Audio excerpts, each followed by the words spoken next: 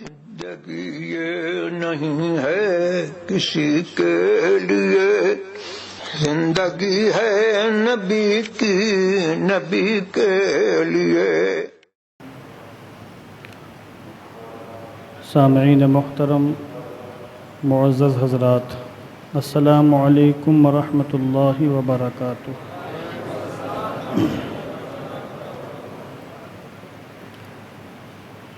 الحمد للہ رب العالمین والعاقبۃ للمتقین، والصلاة والسلام علی سید الانبیاء والمرسلین، وعلى آلہ الطیبین الطاہرین واصحابہ المطہرین، ومن اتبعہم بإحسان إلی یوم الدین۔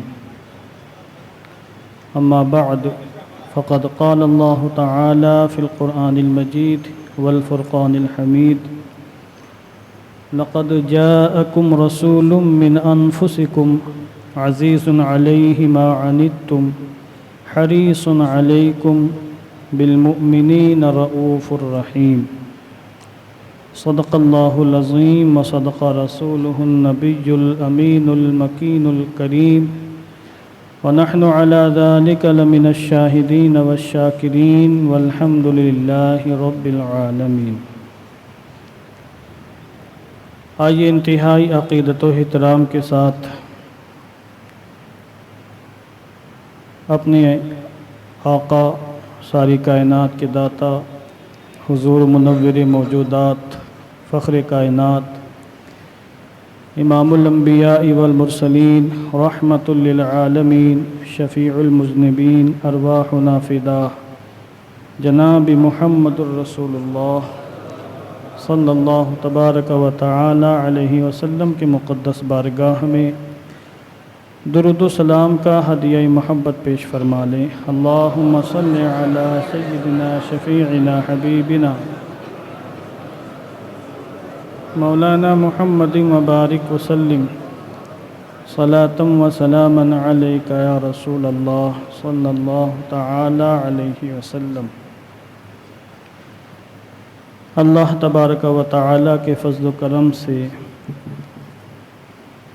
آج ہم اس کی بارگاہ میں شب ولادت مصطفیٰ صلی اللہ تعالی علیہ وسلم میں اپنے آقا حضور رحمت عالم جان عالم صلی اللہ علیہ وسلم کی تشریف آوری کے خوشی میں جمع ہو کر اللہ کی حمد بیان کر رہے ہیں، اس کا شکر ادا کر رہے ہیں، اور اپنے حبیب حضور رحمت عالم جان عالم صلی اللہ علیہ وسلم کی بارگاہ میں اپنی غلامی کا ثبوت پیش کر رہے ہیں۔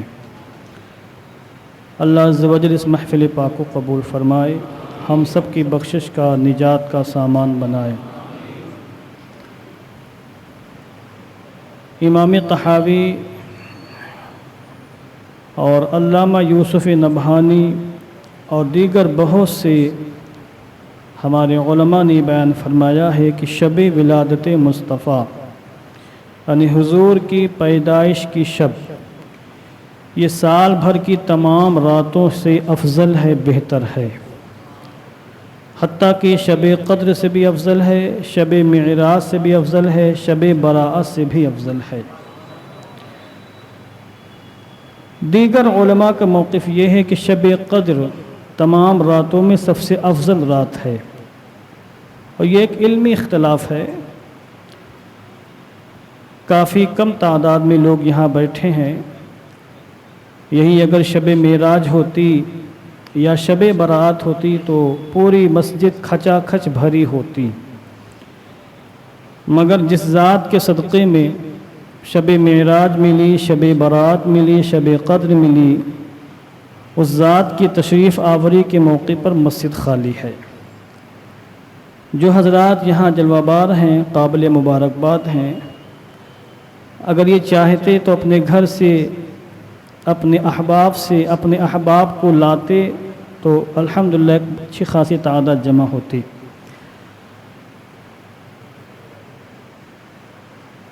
علامہ عبدالستار نیازی علیہ الرحمہ کے اشعار میں تقریباً کئی سالوں سے مسلسل پیش کر رہا ہوں، اور مجھے وہ اشعار بہت پیارے لگتے ہیں، حضور کی پیدائش کے حوالے سے انہوں نے کہے ہیں۔ میں پھر وہ اشعار اس سال پیش کر رہا ہوں، پھر انشاءاللہ گفتگو ہوگی۔ آپ نے فرمایا،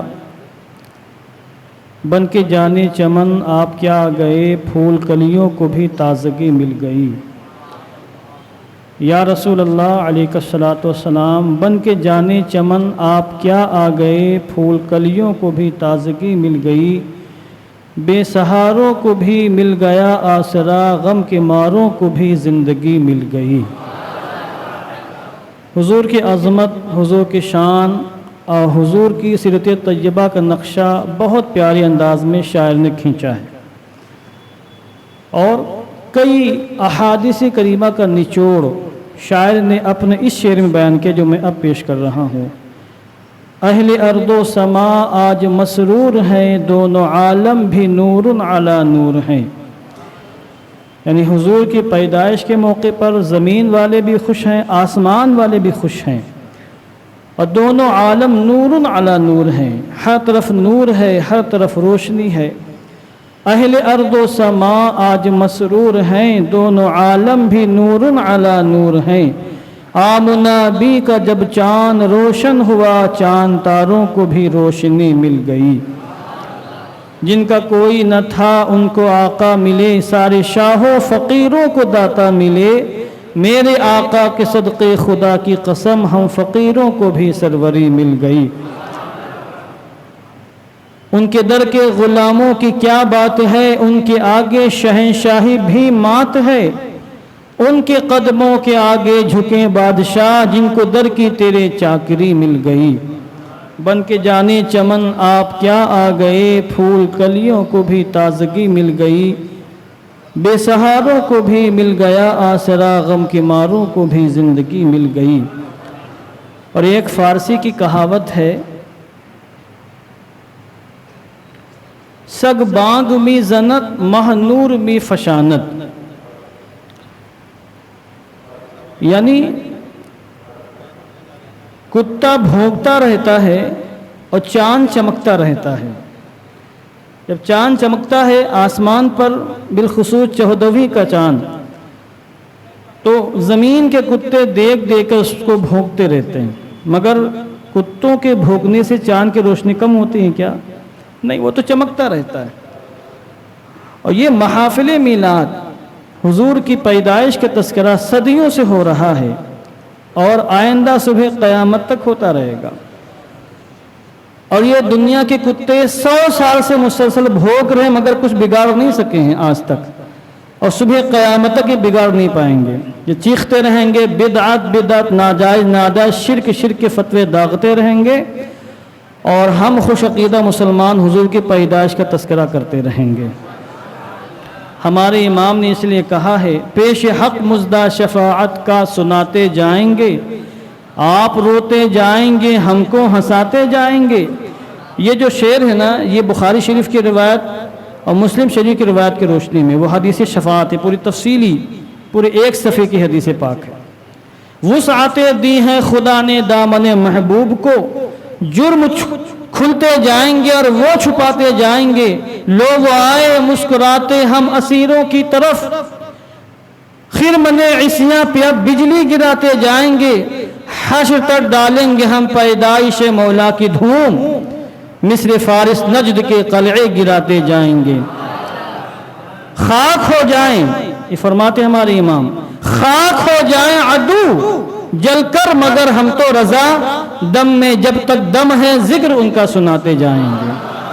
پیش حق مزدہ شفاعت کا سناتے جائیں گے، آپ روتے جائیں گے، ہم کو ہنساتے جائیں گے۔ معزز حضرات، اور ہمارے بھائی صاحب بہت دیر سے موبائل دیکھ رہے ہیں، میں گزارش کرتا ہوں کہ آپ پلیز موبائل رکھ دیں۔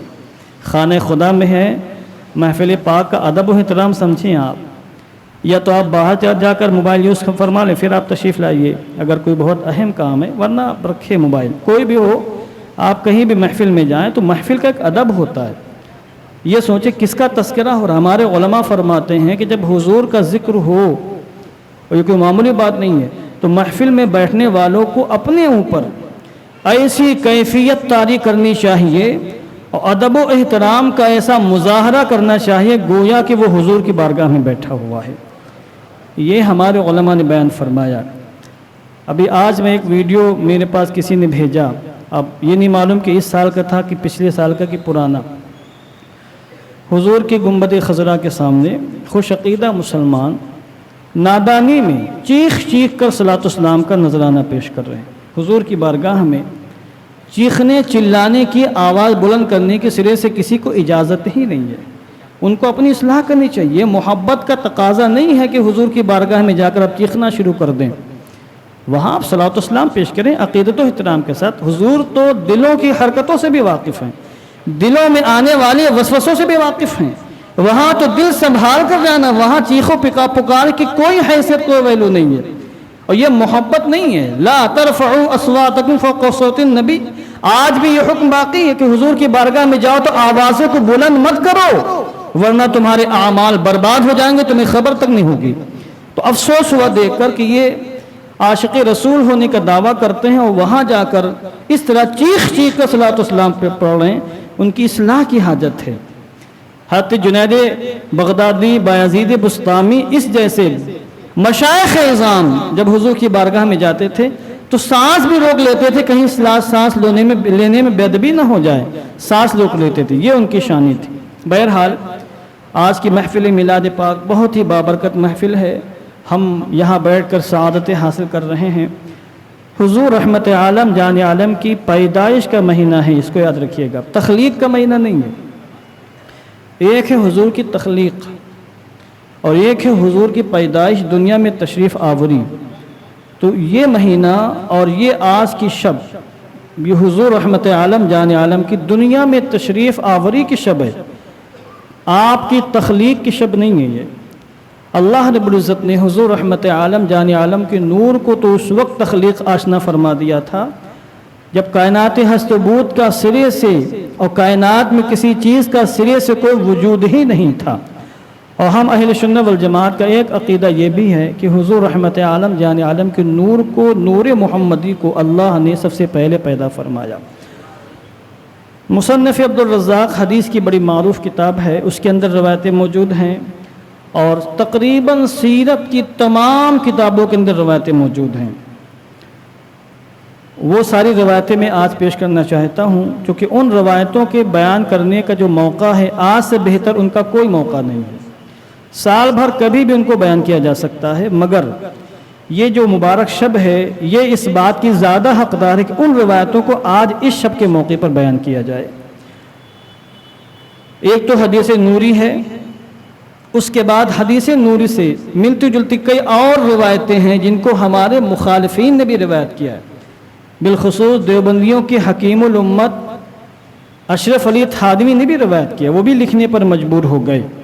حدیث نوری حضرت جابر بن عبداللہ سے مروی ہے، میری کتاب حقیقت محمدی ہے، اور اس میں میں نے حدیث نوری کے حوالے سے پوری گفتگو اپنے مقدمے میں بھی کی ہے، اور پھر شیخ عیسیٰ مانع حمیری نے جو اپنی تحقیق پیش کی ہے اس تحقیق کا میں نے اردو میں ترجمہ بھی کیا ہے، وہ ساری بات اس کتاب کے اندر موجود ہیں۔ حضرت جابر بن عبداللہ رضی اللہ تبارک و تعالی عنہما نے ایک مرتبہ حضور کی بارگاہ میں سوال عرض کیا کہ یا رسول اللہ اخبرنی عن اول شیء خلقہ اللہ تعالی قبل الاشیاء، یا رسول اللہ آپ ہمیں بتا دیں کہ اللہ نے تمام چیزوں سے پہلے کس چیز کو پیدا فرمایا ہے۔ آج بد مذہب یہ کہتے ہیں کہ حضور کو دین کے معاملے میں ہر چیز کا علم تھا، اور یہ ضروری نہیں کہ دنیا کے معاملے میں بھی حضور کو ہر چیز کا علم ہو، لہذا بندہ دنیاوی معاملات میں دنیاوی علوم حضور سے بڑھ سکتا ہے، معاذ اللہ۔ اس قسم کی باتیں کہی گئی ہیں۔ حضرت جابر بن عبداللہ نے سوال کیا کہ حضور آپ بتائیں کہ اللہ نے سب سے پہلے کس چیز کو پیدا فرمایا؟ تو حضور نے یہ نہیں فرمایا کہ یا جابر یہ کیا سوال کر رہے ہو، ہم سے نماز کے بارے میں پوچھو، روزے زکوٰۃ کے بارے میں پوچھو، قرآن مقدس کی تلاوت کے بارے میں پوچھو، احکام شرعہ پوچھو، کون سی شے حلال ہے، کون سی شے حرام ہے، کون سی شے طیب ہے، کون سی شے خبیث ہے۔ یہ کیا کہ کون سی چیز اللہ نے سب سے پہلے پیدا فرمائی؟ حضور نے یہ نہیں کہا، بلکہ آپ نے ارشاد فرمایا یا جابر ان اللہ قد خلق نور نبیک، قبل جميع الاشیاء او کما قال علیہ الصلوۃ والسلام، اے جابر اللہ نے تمام چیزوں سے پہلے تیرے نبی مجھ محمد مصطفیٰ کے نور کو پیدا فرمایا. اور اس کے بعد حضور نے باقاعدہ اس کے بعد وضاحت فرمائی. لمبی حدیث پاک ہے جس میں یہ ہے وَلَمْ يَكُنْ فِي ذَلِكَ الْوَقْتِ لَوْحٌ وَلَا قَلَمٌ وَلَا شَمْسٌ وَلَا قَمَرٌ وَلَا مَلَكٌ وَلَا جَنَّةٌ وَلَا نَارٌ وَلَا جِنِّيٌّ وَلَا إِنسِيٌّ. یہ بہت طویل حدیث پاک ہے اور حقیقت محمدی میں نے پوری حدیث پاک کو اس میں لکھا ہے اور اس کا پورا ترجمہ باقاعدہ آسان لب و لہجے میں کرنے کی کوشش کی گئی ہے. حضور رحمت عالم جان عالم نے اس حدیث پاک میں بیان فرمایا ہے کہ جس وقت اللہ نے میرے نور کو پیدا فرمایا اس وقت نہ لوح تھی، نہ قلم، نہ جنت تھی، نہ دوزخ، نہ آفتاب تھا، نہ ماہتاب، نہ کوئی انسان تھا، نہ کوئی فرشتہ. پھر اللہ نے میرے نور سے شمس و قمر، لوح و قلم، عرش و کرسی، تمام فرشتوں کو، زمین کے تمام طبقات کو اور تمام آسمانوں کو پیدا فرمایا ہے. امام ابن جوزی نے المیلاد النبی جو ان کی کتاب ہے اس کے اندر باقاعدہ ایک روایت اور بیان کی ہے کہ اول ما خلق اللہ نوری ومن نوری خلق جمیع الکائنات، کہ اللہ نے سب سے پہلے میرے نور کو پیدا فرمایا اور پھر میرے نور سے اللہ نے پوری کائنات کو وجود بخشا ہے.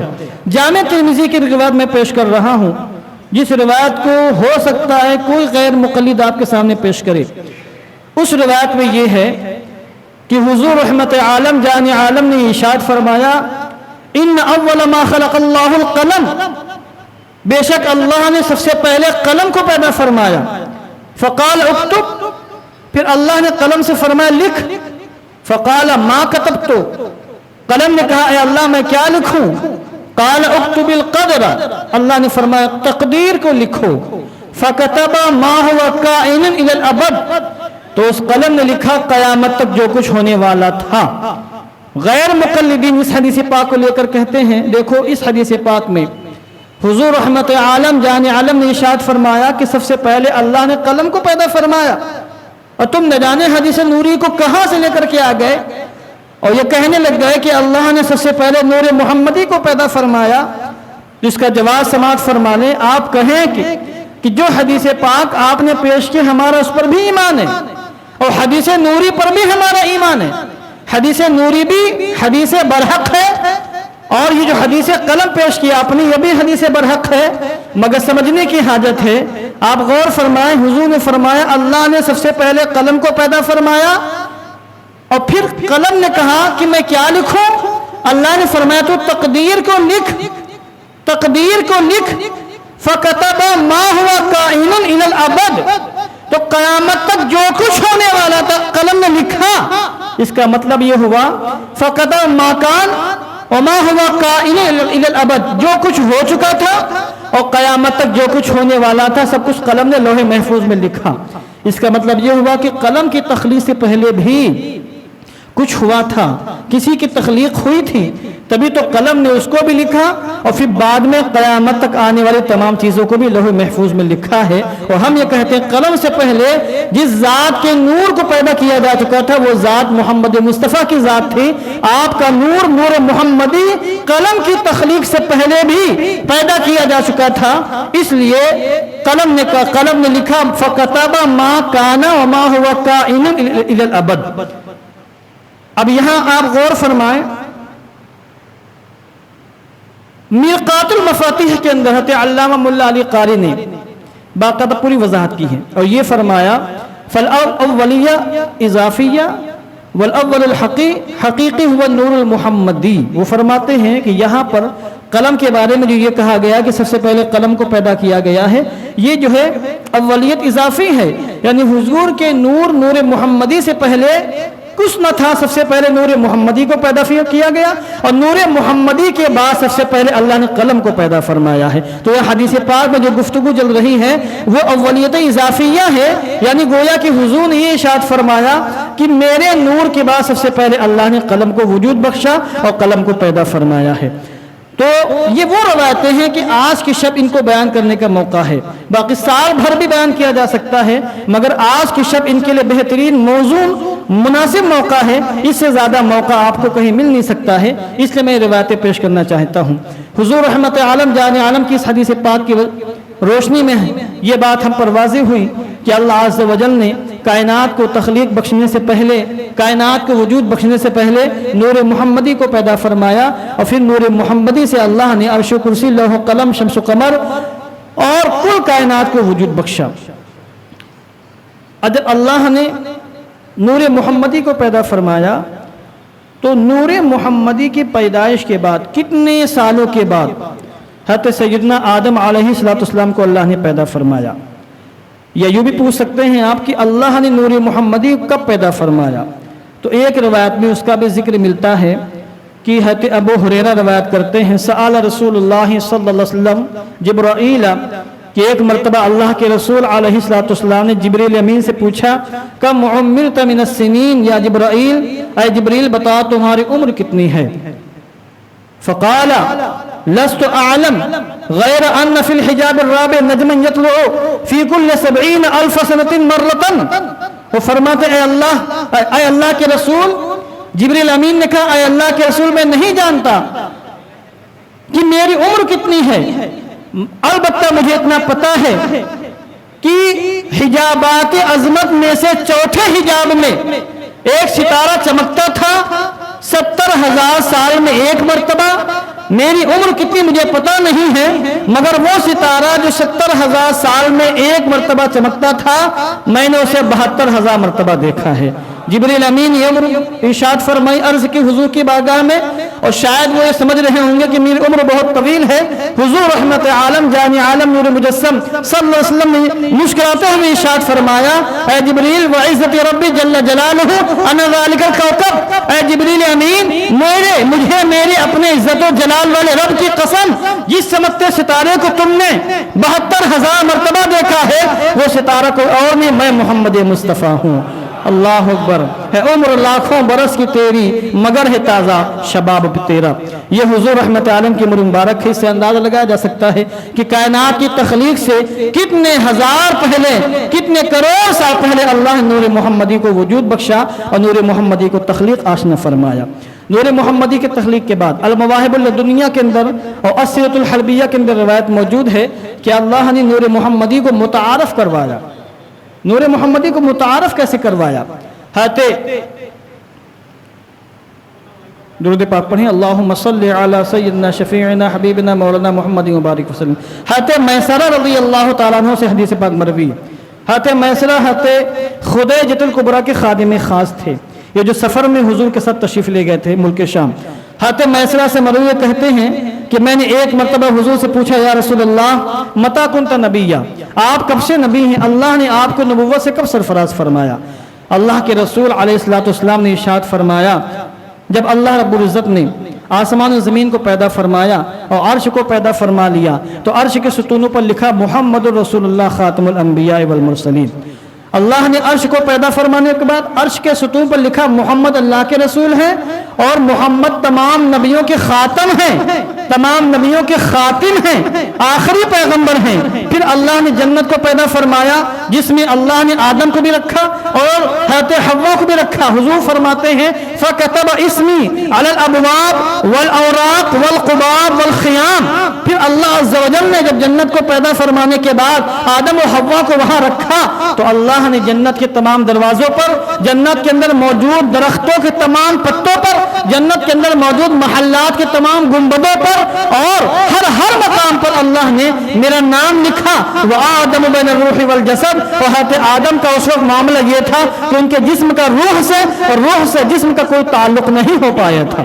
اس کے بعد اللہ نے فلما احیاہ اللہ تعالی، جب اللہ نے آدم علیہ السلام کو تخلیق بخشی اور حضرت آدم کو پیدا فرمایا، فرفع رأسہ، آدم نے سر کو اٹھا کر عرش کو دیکھا، فرأى اسمی، تو انہوں نے میرا نام دیکھا، فاخبرہ اللہ تعالی انہ سید ولدک، تو اللہ نے ان کو بتایا کہ اے آدم جس ذات کا نام تو عرش کے ستون پر دیکھ رہا ہے یہ تیری اولاد میں ہوں گے اور یہ تیری اولاد میں تمام نبیوں کے سردار ہوں گے۔ فلما غرہ فَأَزَلَّهُمَا الشَّيْطَانُ تَابَ وَاسْتَشْفَعَ بِاسْمِهِ إِلَيْهِ۔ اس کے بعد حضور نے فرمایا جب شیطان نے حضرت آدم کو حضرت حوا کو بہکایا تو ان دونوں نے میرا نام لے کر اللہ کی بارگاہ میں وسیلہ پیش کیا اور اللہ نے میرے وسیلے سے ان دونوں حضرات کی توبہ کو قبول فرمایا اور دونوں حضرات کو مغفرت کا پروانہ عطا فرمایا۔ تابا واستشفع باسمہ الیہ، توبہ کی اور میرا نام لے کر میرے وسیلے سے اللہ کی بارگاہ میں انہوں نے دعا مانگی تو اللہ نے دونوں حضرات کی دعاؤں کو قبول فرمایا۔ تو اس حدیث پاک سے معلوم ہوا کہ اللہ عز و جل نے اپنے محبوب کو کہ نور محمدی کو پیدا کرنے کے بعد آدم کی تخلیق سے پہلے ہی جنت کے دروازوں پر، جنت کے ستونوں پر، جنت کے گنبدوں پر، جنت کے پتوں پر حضور کا نام لکھا تاکہ ہر مخلوق بعد میں آنے والی جان لے کہ حضور رحمت عالم جان عالم کا مقام و مرتبہ کیا ہے۔ اسی طریقے سے ایک روایت میں اور بھی آیا ہے جس کو حضرت سیدنا عبداللہ ابن عباس روایت کرتے ہیں اور وہ کہتے ہیں کہ میں نے پوچھا یا رسول اللہ این کنت وآدم فی الجنہ، جب آدم علیہ السلام جنت میں تھے تو آپ کہاں تھے؟ بڑا عجیب سوال تھا۔ حضور نے فرمایا کنت فی صلبہ، جس وقت آدم جنت میں تھے میں نور کی شکل میں ان کی پشت کے اندر موجود تھا۔ ولما اہبط الی الارض، جب آدم زمین پر اتارے گئے فکنت فی صلبہ، اس وقت بھی میں ان کی پشت میں تھا۔ ورکبت السفینہ فی صلب ابی نوح، اور میں اپنی باپ نوح کی پشت میں جلوگر ہو کر کشتی نوح پر سوار ہوا۔ وقذفت فی النار فی صلب ابی ابراہیم، اور میں اپنی باپ ابراہیم کی پشت میں جلوگر ہو کر آتش کا دے نمرود میں ڈالا گیا۔ اس کے بعد حضور بیان فرماتے ہیں وَلَمْ يَلْتَقِي لِي أَبَوَانِ عَلَى صِفَاحٍ قَطُّ، اور کبھی بھی میرے ماں باپ بے حیائی پر نہیں ملے، کبھی بھی میرے ماں باپ نے بے حیائی پر ایک دوسرے سے ملاقات نہیں کی۔ وَلَمْ يَزَلْ يَنْقُلُنِي مِنَ الْأَصْلَابِ الطَّاهِرَةِ إِلَى الْأَرْحَامِ النَّقِيَّةِ مُحَرَّمَةِ، اور حضور فرماتے ہیں میں ہمیشہ سے پاکیزہ رحموں سے، پاکیزہ پشتوں سے، پاکیزہ رحموں کی جانب منتقل ہوتا رہا ہوں۔ اس لیے ہمارا عقیدہ اس حدیث پاک کی روشنی میں اور قرآن پاک کی بعض آیت قرآنیہ کی روشنی میں یہ ہے کہ حضور رحمت عالم جان عالم کے نسب مبارک میں کوئی بھی مشرک نہیں ہوا ہے، کوئی بھی کافر نہیں ہوا ہے۔ آپ کے باپ جان حضرت سیدنا عبداللہ رضی اللہ تعالیٰ عنہ سے لے کر حضرت آدم علیہ السلام تک، اور آپ کی والدہ محترمہ حضرت سیدتنا آمنہ بنت وہب رضی اللہ تعالیٰ عنہ سے لے کر حضرت حوا سلام اللہ علیہ تک آپ کے نسب میں جتنے بھی آباء و اجداد آئے ہیں ان میں نہ کوئی مشرک ہوا ہے نہ کوئی کافر ہوا ہے۔ یہ ہمارا عقیدہ ہے، یہ خوش عقیدہ مسلمانوں کا، خوش عقیدہ سنیوں کا عقیدہ ہے۔ خوش عقیدہ سنی مسلمانوں کا یہی عقیدہ ہے کہ حضور کے نسب پاک میں کوئی مشرک نہیں ہوا، نہ کوئی کافر ہوا ہے۔ اس کے علاوہ متعدد روایتیں موجود ہیں جن میں باقاعدہ اس کی وضاحت ہے کہ اللہ رب العزت نے حضور کے نور کو پاکیزہ پشتوں سے پاکیزہ رحموں میں منتقل فرمایا ہے۔ جن جن پشتوں میں اور جن جن رحموں میں نور محمدی منتقل ہوا ہے ان پشتوں میں نہ کوئی پشت کافر گزری ہے اور ان رحموں میں نہ کوئی رحم کافر گزری ہے، یعنی آپ کا کوئی باپ بھی کافر نہیں ہوا، نہ آپ کی کوئی ماں کافر گزری ہے۔ یہ حضور کی عظمت و شان ہے۔ تو حضور محمدی منتقل ہوتا رہا اور منتقل ہوتے ہوتے حضرت سیدنا عبد المطلب رضی اللہ تعالیٰ عنہ کی پیشانی میں چمکا۔ اس مقام پر ایک بات میں اور عرض کر دوں جو میں نے ابھی حدیث پاک پیش کی ہے حضرت سیدنا عبداللہ بن عباس کی، اس میں آخر میں یہ بھی ہے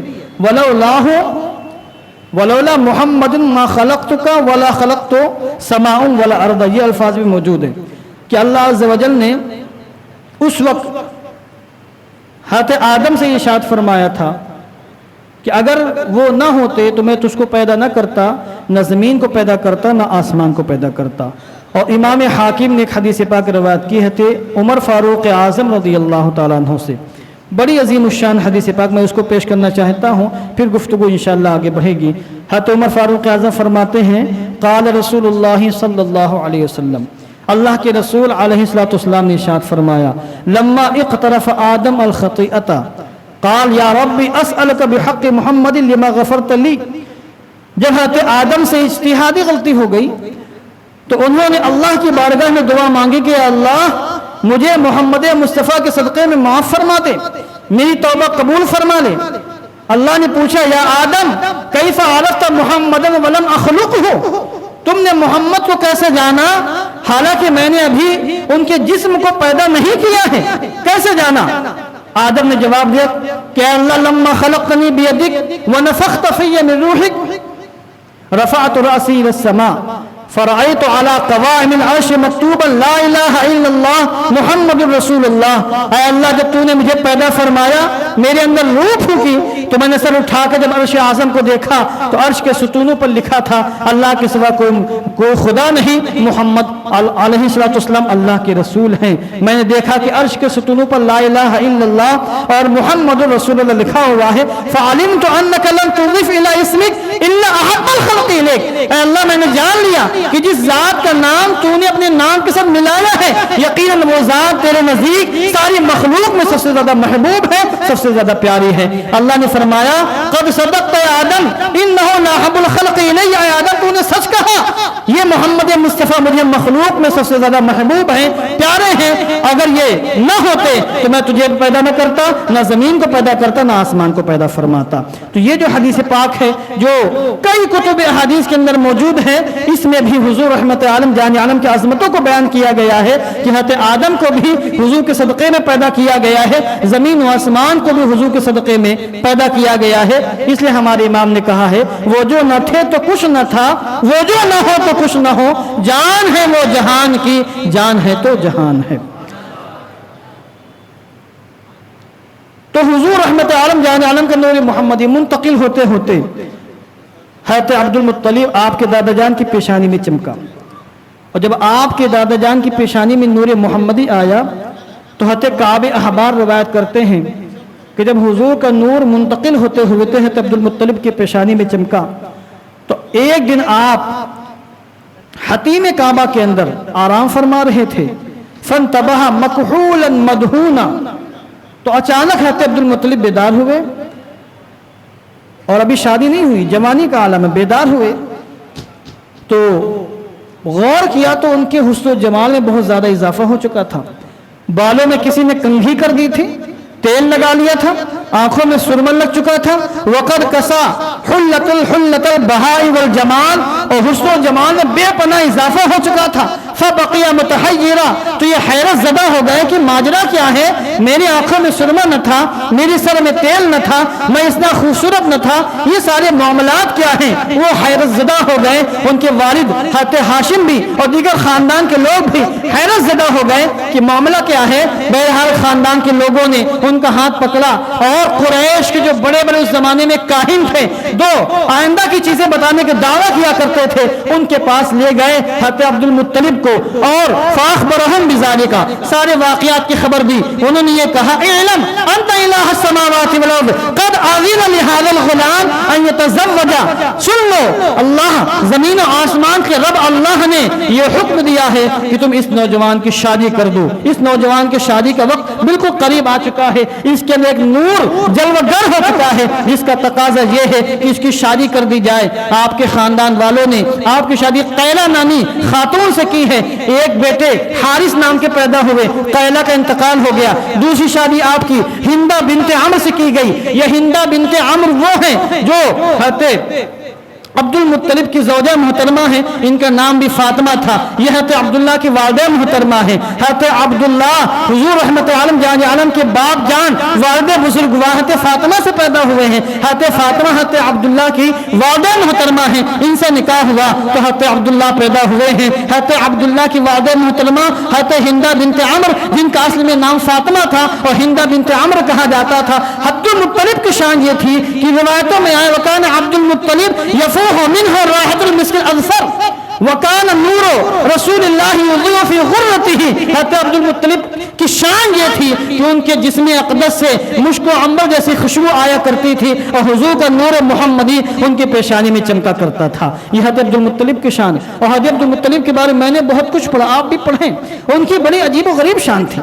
लंबे कद के थे, इंतहाई वजीह चेहरा था, लंबी दाढ़ी थी। कोई भी शख्स हज़रत अब्दुल मुत्तलिब को देखता था तो बिल्कुल मरऊब हो जाता था। उनके बारे में मैंने कई ऐसे वाक़यात पढ़े हैं कि हज़रत अब्दुल मुत्तलिब ने जब کئی ملکوں کا سفر کیا ہے، بڑے بڑے بادشاہوں نے بھی حضرت عبد المطلب کو دیکھا ہے تو ان کی ہیبت ان کے دلوں میں بیٹھ گئی اور یہ کہنے پر مجبور ہو گئے یہ جو شخص میرے سامنے بیٹھا ہے یہ کوئی معمولی انسان نہیں ہے، یہ کوئی بہت بڑا بادشاہ، کوئی بہت بڑا سردار معلوم ہوتا ہے۔ حضرت عبد المطلب کی شان یہ تھی، اور ہم یہ آپ سے بارہا عرض کر چکے ہیں اور بارہا اپنے علماء سماعت فرمایا ہے کہ حضور رحمت عالم جان عالم جس گلی سے گزر جایا کرتے تھے گلیاں مہک جایا کرتی تھی، اس کی وجہ یہ تھی کہ حضور کے جسم اقدس سے ہر وقت خوشبو کی شعاعیں نکلا کرتی تھی اور خوشبو کے حلے پھوٹا کرتے تھے، تو جو بھی فضا آپ کے جسم انور سے ٹچ ہو جاتی تھی وہ فضا معطر ہو جایا کرتی تھی، اور حضور جس گلی سے جایا کرتے تھے لوگ پہچان جایا کرتے تھے کہ ہو نہ ہو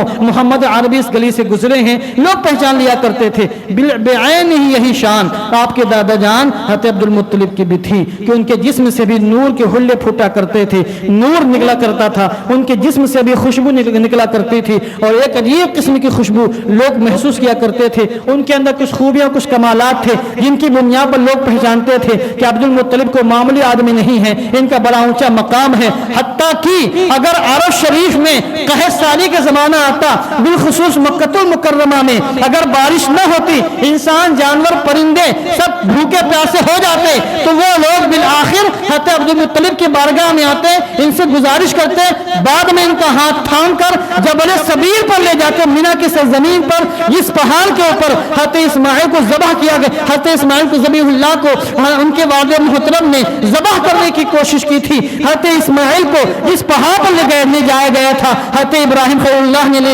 ان کو لے جا کر اللہ کی بارگاہ میں قربان کرنے کی کوشش کی تھی، جبل صبیر اسی پہاڑ پر حضرت عبد المطلب کو لے جاتے اور اہل مکہ حضرت عبد المطلب کے وسیلے سے اللہ کی بارگاہ میں دعا کیا کرتے تھے۔ تو اسوۃ الحربیہ کے اندر باقاعدہ موجود ہے، فکان یغیثہم ویسقیہم ببرکۃ نور محمد صلی اللہ علیہ وسلم۔ اہل مکہ قحط سالی کے زمانے میں جب جبل صبیر پر لے جا کر حضرت عبد المطلب کے وسیلے سے اللہ سے بارش کی دعا مانگا کرتے تھے، تو نور محمدی کی برکت کے صدقے میں اللہ ان کو خوب خوب بارش و سیراب فرمایا کرتا تھا، ان کی فریاد کو سنتا تھا، ان کی مصیبتوں پریشانیوں کو دور فرما دیا کرتا۔ یہ حضرت عبد المطلب کی شان تھی، اور جب حضرت عبد المطلب سے نور محمدی حضرت عبداللہ کے اندر چمکا اور حضرت عبداللہ کے اندر منتقل ہوا، تو حضرت عبداللہ کی شان بھی بڑی عجیب ہو گئی۔ دیکھنے والے سمجھ جاتے تھے کہ یہ جو نوجوان ہے کوئی معمولی نوجوان نہیں۔ حضرت عبداللہ ایک مرتبہ حضرت عبد المطلب کے ساتھ تشریف لے جا رہے تھے۔ اس زمانے میں چونکہ کاہنوں کا زمانہ تھا، جس علاقے سے حضرت عبداللہ گزری اسی علاقے میں ایک فاطمہ نام کی خاتون رہتی تھی، اس کا نام بھی فاطمہ تھا، فاطمہ خثعمیہ۔ توریت کی عالمہ تھی، زبور کی عالمہ تھی، انجیل کی عالمہ تھی، اتنی زبردست وہ عالمہ تھی۔ اس نے توریت، زبور، انجیل سب میں پڑھا تھا کہ محمد مصطفیٰ اللہ کے آخری پیغمبر ہوں گے اور یہ ان کی بعثت کا زمانہ بالکل قریب ہے۔ فاطمہ خثعمیہ نور محمدی کی تلاش میں تھی، بالآخر اس نے حضرت عبداللہ کو دیکھ لیا۔ حضرت عبداللہ حضرت عبد المطلب کے ساتھ اس کے خیمے کے بازو سے گزرے۔ فاطمہ خثعمیہ نے عبداللہ کی پیشانیوں کو دیکھا تو حضرت عبداللہ کے قریب آئی اور بہت سی گفتگو کرنے کے بعد یہ کہا، حل لک ان تقع علی الآن، کیا آپ مجھ سے ابھی شادی کر سکتے ہیں؟ میں آپ کو شادی کا پیغام دیتی ہوں۔